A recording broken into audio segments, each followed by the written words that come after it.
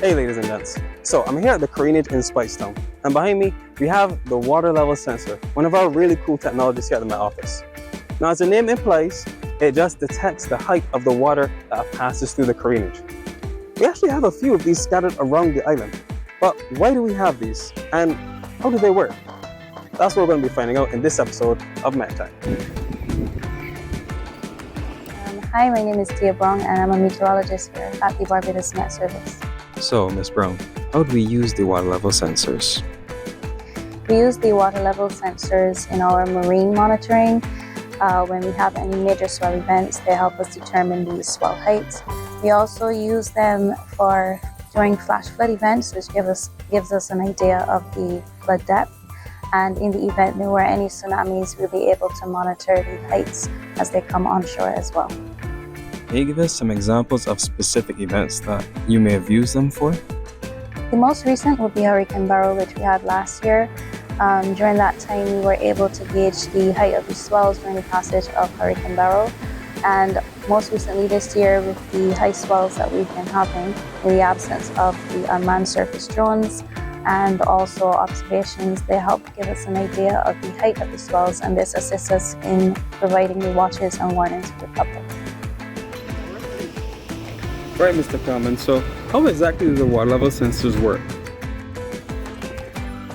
A water level sensor works by sending a beam, a frequency out by a radar, and depending on the time it takes to reach back to the radar, that will determine the distance of whatever is sensing, the level or the distance.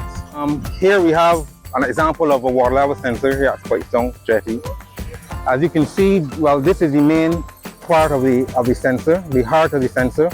And here we have a data logger, which does gathering all the information and then send it back to us at BMS.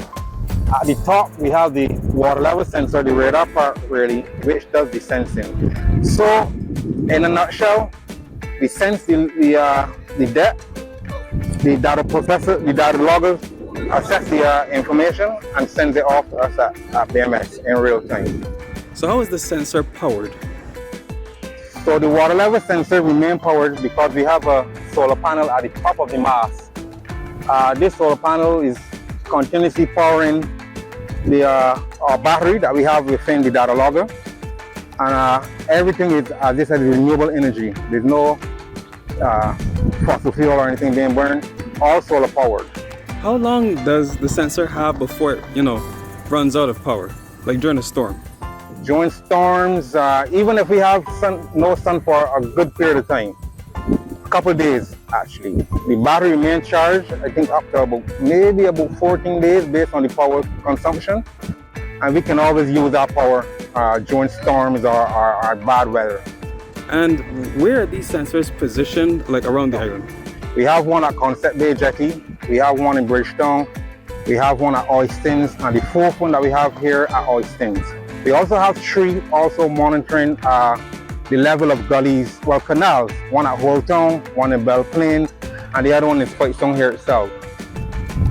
So we station it here at strategic points around the island so that we can continuously monitor the levels of water around the island. So again, that gives us critical information back at BMS. So ladies and gents, now you know a little bit more about one of the cool technologies we use to get you reliable and accurate information.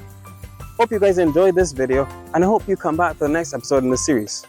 As always, ladies and gents, thanks for watching, and I'll see you guys in the next one.